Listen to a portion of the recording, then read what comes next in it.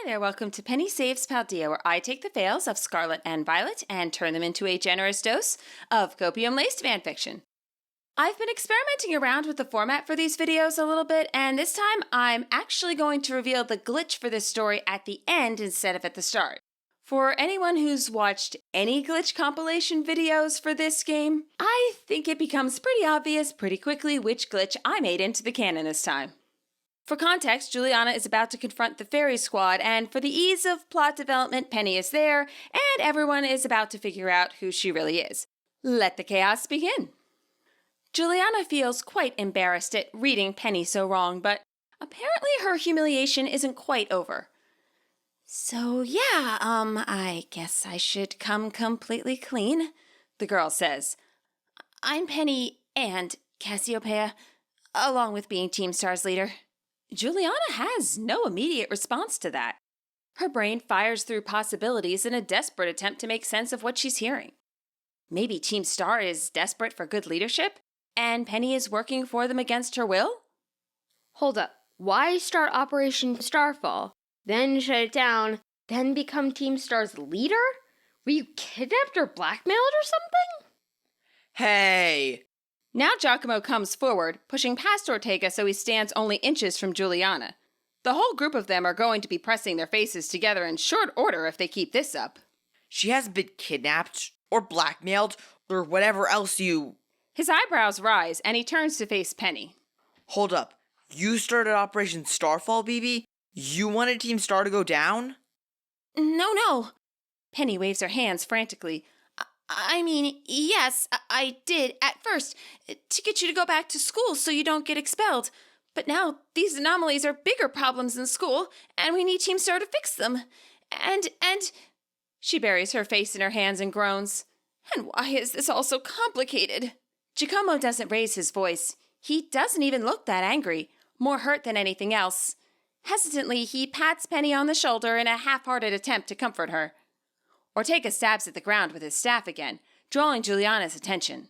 Look, I don't know where you got such weird ideas about us, but we want to help Paldea. The same as I assume you do.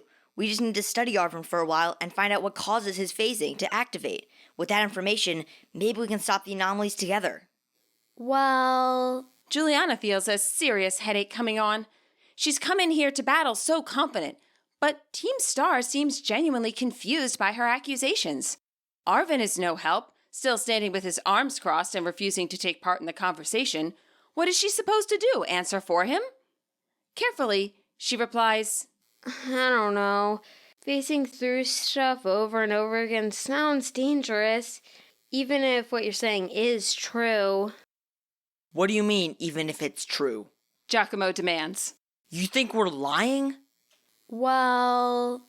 What would we get out of a lie like that? Ortega says, pointing the muddy end of his staff in Juliana's face. Seriously, how do you think it benefits us to watch Arvin sticking his hand through random objects for hours on end?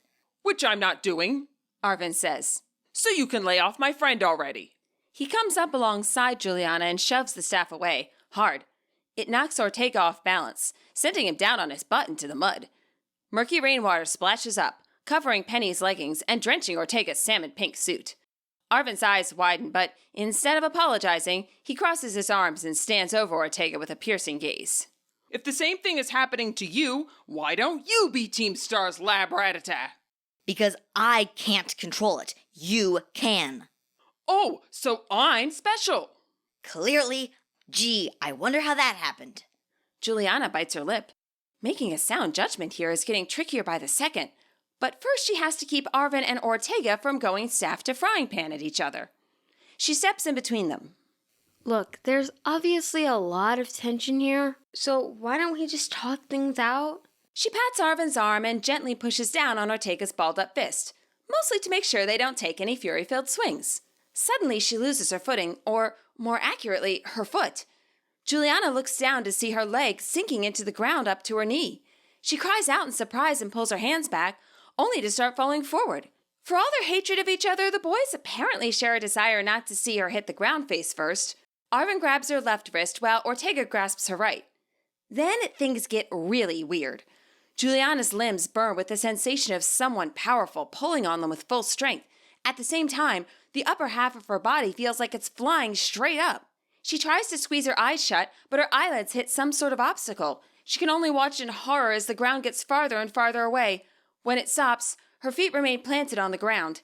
She's standing at roughly the height of a building, her limbs stretched thin like putty. But when she tries to reach her unnaturally long arm forward, she can barely see it from her peripheral vision. Like her eyes have jutted out too far from her body. Juliana lets out a guttural, horrified scream.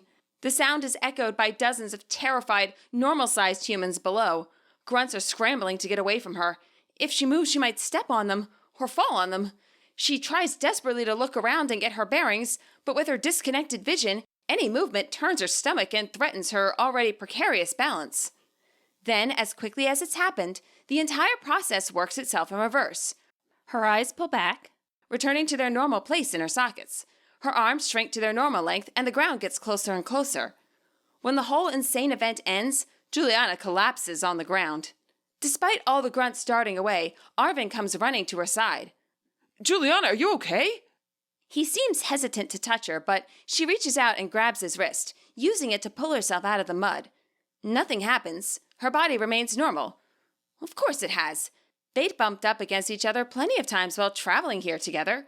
Whatever freakish process took over her body is not Arvin's fault. And since only one other person has come into contact with her, the culprit could not be clearer.